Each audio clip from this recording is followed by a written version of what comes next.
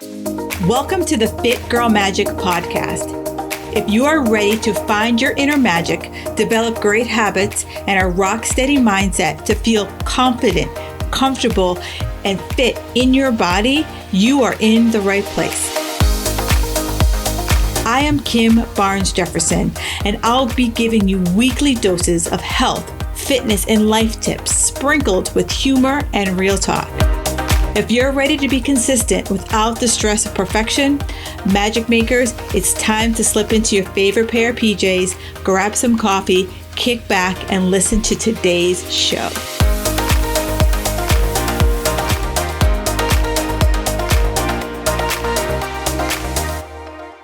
Hey, Magic Makers, a great iTunes review of the week. I want to thank Ms. Robin for leaving this awesome review. She says, great information, humorous host. If you're over 40, you need this information. Listening here can save you time and frustration with regards to your health. Kim is a great host with valuable information and humor infused. Yes, yes, yes. Thank you so much, Robin Nutritionist. Yeah, that is my hope and goal of this show, is that I'm able to give great information to you either via a solo episode or by the multitude of amazing guests that I've been able to have on the show. I want women over 40 to be like, you know what? Sometimes life, you just need to take a step back and laugh at yourself, laugh at just what life throws our way from time to time.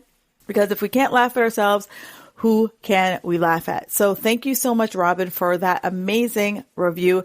And if you're listening here, do me a favor. Reviews are what fuels my ratings with iTunes. It also helps me to better understand the information that I'm bringing to you. So I would love and appreciate if you gave a review, and I will read it here on the show. And if you don't know how to do it, do me a favor, reach out to me. I am here to help you facilitate that. All right. Enjoy the rest of your day and enjoy the show. Hey, Magic Makers, Kim here. And I have this interesting statistic. Did you know that nearly 45% of women over 40 are eating fewer than 1,500 calories a day? And they still feel like the scale is still punking them. And I want to know, like, is that someone like, does that sound like you? You know, give me 2 minutes and let's talk about why you feel like your results have ghosted you and why you feel like, I always say I help women who feel like their bodies gave them the finger, and how can we bring back our bodies without feeling like we need to starve ourselves on celery sticks and sadness, right? We don't need that. I spent too many years eating out of freaking Ziploc bag and I ain't going back. And if you feel like you've been eating clean, you've been working out when you can, and you still feel bloated, burnt out, and the scale has like a personal vendetta against you, girls, you are not broken. But your metabolism might be tired of AF. So today I'm starting my brand new series, Metabolism Reset Series. And if you are done with the on-again, off-again drama with your workouts, macros, the mirror, the scale, MyFitnessPal, this is for you, queens. This is for you. So why might your metabolism be tired? Let's get a little geeky for a moment. So after 40, many people say, oh, my metabolism just went in the toilet. Well, here's the thing. Here's two things that I know. Fact one is that after age 35, we are losing somewhere between 3 to 5% of our muscle mass every decade. So muscle mass gives us that free metabolism boost. So if I am not currently strength training, and I'm sure that every fitness pro you've heard, gets on their soapbox and talks about the importance of strength training. That's one of the reasons why we get on our soapbox talking about strength training, because the less muscle we have, the slower metabolism, less wiggle room. And I'm sure many of you have noticed that you don't have the wiggle room that you used to, that we used to be able to, get away with a little of this and a little of that. Now our bodies are like, yeah, that little of that, we're going to pay for it. So you can't out diet a tired, under-muscled body. However, muscle isn't going to come on as quickly as it did when we were under 35. It is going to take a little bit more time because, again, we're working with hormones here. And hormones, they like to just really trick us a lot because, We can't out cardio a broken system, and we can't just eat less your way out of a body that's screaming for more recovery and less punishment. Hey, Magic Makers, real quick before we dive in, can we talk about your metabolism for a second? If you feel like your body has been giving you the finger lately, you are not crazy and you definitely are not broken. You might have a metabolism that is tired AF. I created a fun quiz to help you figure out exactly what's going on with your metabolism and what the heck to do about it. It could be, are you eating too little, overtraining, maybe doing the right things and still feeling stuck? This quiz will call it out. It only takes a few minutes and you will get a custom result that is spooky spot on. So if you're ready to stop throwing spaghetti against the wall and finally figure out how to eat, train, and feel good again, go take the quiz like right frickin' now. Link is in the show notes. Let's figure out how your metabolism is holding you back and how to get out of diet jail. So back to the show. Raise your hand if you don't remember the last time you ate over 2,000 calories. It wasn't a binge and you felt bad and you had to make up for it. And that's the cycle that diet culture, and I'm not saying it's you, diet culture brought us here. Diet culture told us that if I eat less and exercise more, that's all I had to do. And I will always lose weight forever. And one of the things that my mentor said to me was that your metabolism isn't a calculator. Because if your metabolism was a calculator, my job would be so much easier. The calories in, calories out method would work like a charm. However, the metabolism is more like a thermometer or a stress barometer, meaning that your metabolism responds to everything. So it responds to your workout, responds to your food, it responds to your stress, it responds to your sleep, it responds to even your mindset. And one of the things that I've been really, working on with clients is that mindset, because for a long time, my workouts, my physique was my identity. Right. I was Kim, the girl who did fitness competitions. I was Kim, the girl who went to the gym and was like a freaking beast. That was my identity. And I fed into it. I fed into the feedback of Kim's so strong. Kim's ripped. Kim's this. And when menopause came calling for me, those things weren't happening for me. My PRs were few and far between. Yeah, I'm still strong and I'm grateful that I spent my 30s lifting my ass off, but I'm not getting the gains as quickly as I did back in the day. And so the identity shift has been really freaking hard. It's been, a big, mindset shift for me, working through how do I just become Kim, who is going to be the strongest old lady on the block, which is very different than Kim, the ripped girl, Kim, the girl who competes. And that's, I'm still wrestling. I'm not going to say that I'm 100%. I don't think I'll ever 100% lose that piece of my identity, but it will always, because that piece of the identity I feel is helpful to keep me in the gym because I am vain AF. But I think the shift to how quickly things happen for me, that has been something that I've really, really, really had to work with. And something I work a lot with my clients on is that really working on that identity shift and stress. So many of us underestimate how much stress plays in our health. Many of the lifestyle diseases out there, the heart, high blood pressure, even obesity, all can we could do a zigzag line and we can find, stress as one of the underlying reasons for why that happens. And, especially now in our 40s, the hormone that is really helpful for us for stress is progesterone. And in our 40s, progesterone, estrogen, all the other hormones are getting a little, wonky. And so we don't have that progesterone to buffer that stress as much as we used to. So for many people, they're like, oh, this is just my life. And, 10 years ago, you could easily handle that. But nowadays, you might not be able to handle it. And, I was having a conversation with a client, and she's just like, some of the things that I used to tolerate with my family, I'm just I'm almost on the point of rage with things that they've always done. They have not changed, but the way our hormones are, we haven't changed. So like, um, and it's funny because a really good friend of mine, she is like, the most calm, like even person I know. And she's just like, some days, like my kids, they'll do, the same thing that teenage kids do. And she's like, I just want to like flip a freaking table and like lose my shit on them.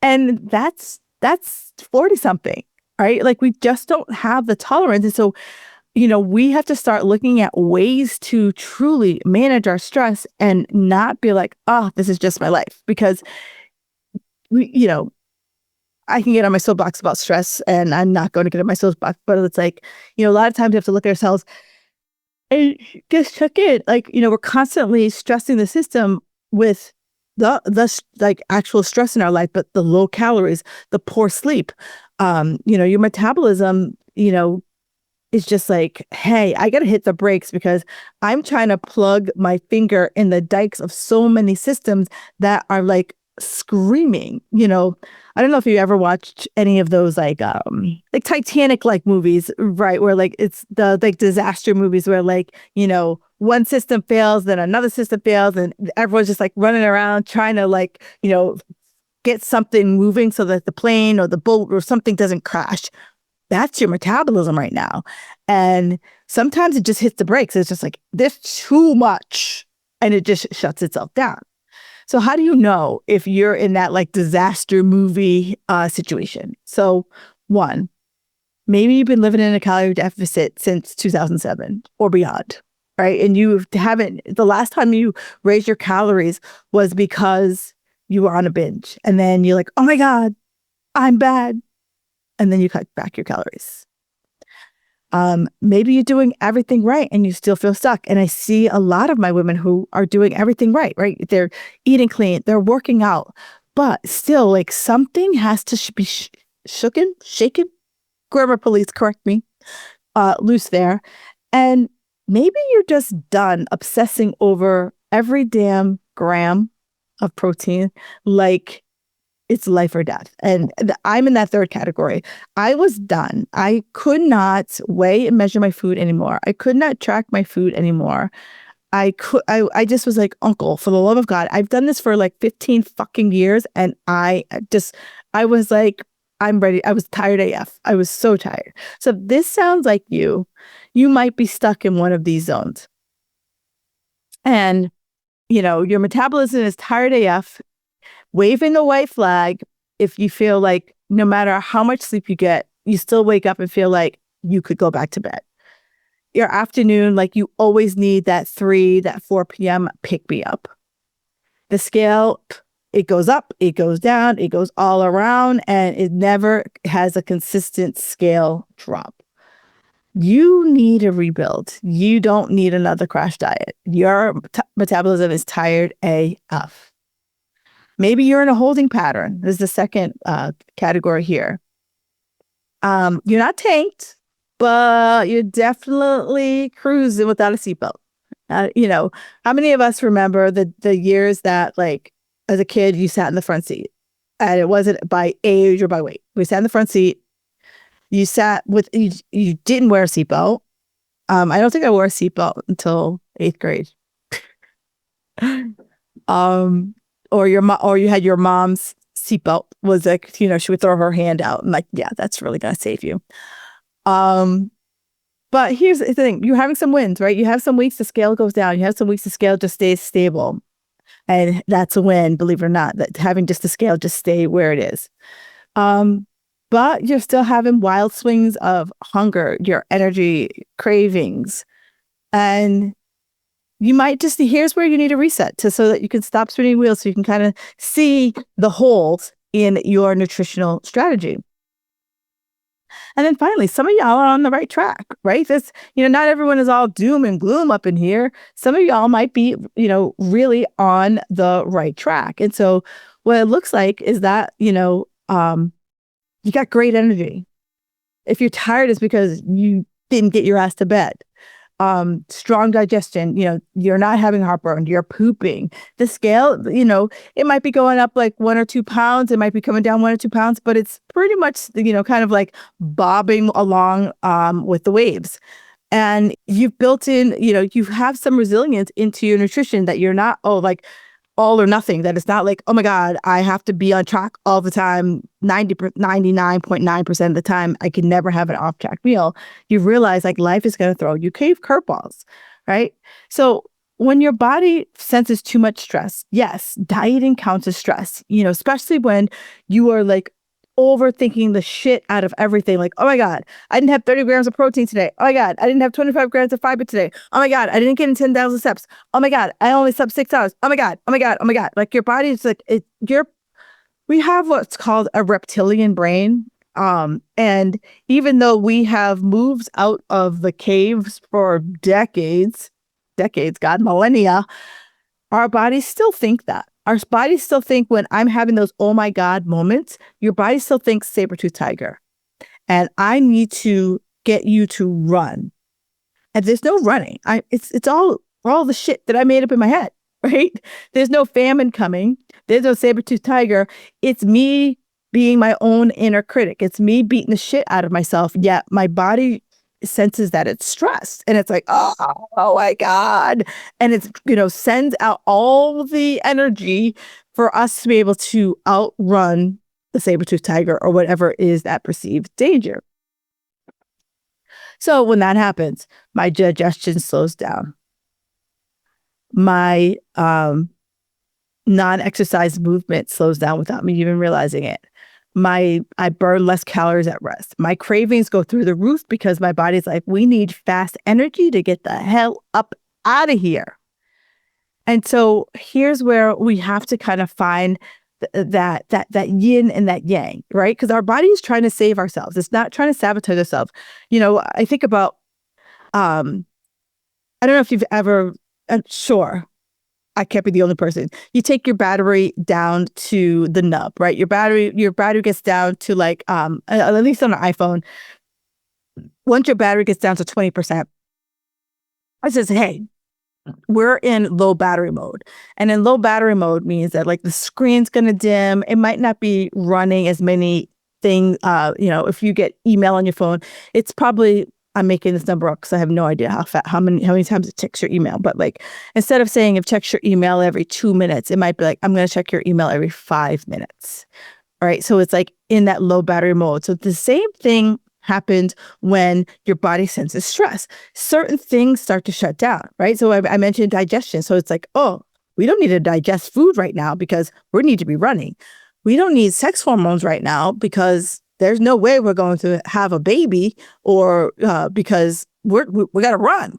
There's no way that we need all, so basically it starts going through all of the different systems in your body and starts turning things off. Remember the earlier example, in the podcast where I talked about disaster movies, right? So it's like, imagine the engineer going around and like flipping off all the switches for all the systems that don't need to work. That's what your body does in a stressed out state. And if I'm in that stressed out state, how long do you think those switches stay off, right? That I'm in that low battery mode before I plug in. So now your metabolism isn't fighting you, right? It's protecting you, right? It's turning off the switches because we're in low battery mode. And it's up to us to get those switches to go again. All right. So the next part here is a little spicy, but I think you can handle it. You don't need a cleaner meal plan. You don't need to hit 6 days of HIIT until like you feel like, your arms, your legs are going to fall off. You need a strategy that works for your life, that's science-based, and we need to be able to reset your system, not in a hardcore way, right? So as again, one of my mentors told me that fat loss is not a calorie game, it is a hormonal game. And so for us it's instead of us relying on here, follow the plan, here's where I have to start being a little bit more intuitive. I have to start honing into what my body is doing. I had a woman on the podcast who she was an over-exerciser, recovering one right here. And she talked about how when she started her healing journey, she was working with a Chinese medicine person. And the Chinese medicine person goes, her name is Kristen. She's like, Kristen, if you can't hear your body whisper, how can you hear it scream? And for many of us, our body has been screaming at us for years, right? The hunger, the lack of sleep, the soreness, the just malaise sometimes when it comes to working out, the overthinking because you want to get it right, because we were told we needed to be perfect, couldn't be average, right? So here's where we kind of flip things around and we focus in on that hormonal balance. So it's like, how much food do I actually need to like fuel my recovery? Smart strength training. So it's not about hours and hours at the gym and body part splits. It's like, how can we be smart about training and building muscle? Sleep is a non-negotiable. It is literally like I work with my clients on creating non-negotiables, and sleep was when I first came up with this whole non-negotiables. Sleep was my number one thing because I was I'll sleep when I'm dead kind of person. I was I would open the gym and close the gym. So sleep, my body was like, girl, we don't know what this is. And I fought it for a really long time. But now I feel like a rock star when I get at least 7 hours of sleep. If I get less than 7 hours of sleep, even like 6.5, I feel it. I feel the difference in that 30 minutes. And learn to manage your stress like your job depends on it. And even sneaky stress. Some of us know like when we're stressed out, but I'm talking about the sneaky stress. The stress where you're worried about even things that you don't think are stress, and I don't want to go, I could do a whole podcast on this about stress. But I wanted you to think about like the emotional stress, worrying about, oh my God, did my kid make the team? Did my kid do well on the test? Worrying about, oh my God, I didn't get 300 grams of protein today. Or, oh my God, I didn't get 400 grams of, fiber in today. Those little things, even though you don't think of it, it adds up. One of the things that was a surprise for me is that I've been wearing this Aura ring for the past year now. And one of the things that was very surprising about stress, this podcast. I don't think this. I love this podcast. It doesn't cause me stress. At least I didn't think it caused me stress. But what it causes is that I want this podcast to be great, right? So like my energy is heightened because I want to bring the energy, and it's like after I do this, I need to do something that helps me bring my stress level back down. So I can't do a solo episode and then go into like a podcast interview because my stress levels will be super high. So it's been a really interesting, checking in on what, varying stress levels. Cause right now I don't feel stressed, but I'm going to look at my Aura ring. It's going to be like, girl, you were stressed for 25 minutes.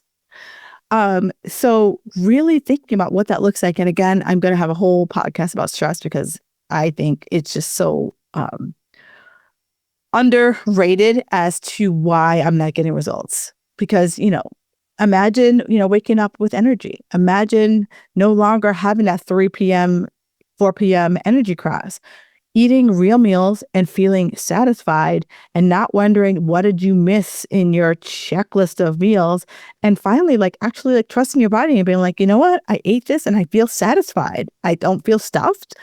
I don't feel bloated. I don't feel like I'm going to poop my pants. I don't feel like I'm going to burp up everything. Right? So if you're nodding along right here, it's time to stop guessing and knowing. I created a free quiz called Is Your Metabolism Tired AF?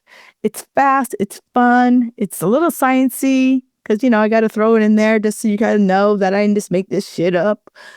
And in the show notes, you'll find that link. But here's where you got to find out, like, is your metabolism tired? Is it in a holding pattern or are you right on track? Because once you know that, you can finally decide what actions you're going to take and you can move forward. All right. So this is episode 1. Next episode, we're going to talk about if your metabolism's tired AF, what the heck do you do about it? All right. So thank you so much, Magic Makers. Enjoy your day. And I would love it if you know of somebody who is or needs to hear this, share it out and just be like, hey girl, you need this in your life. All right, Magic Makers, enjoy the rest of your day and I will talk to you next week. Thank you for listening to the Fit Girl Magic podcast. If you've made it this far, yay. I'm thinking you enjoyed the show.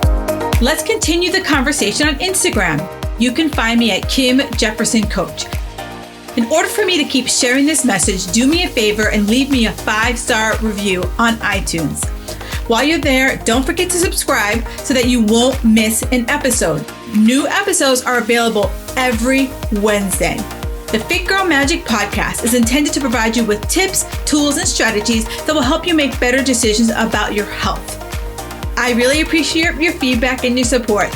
Thank you so much.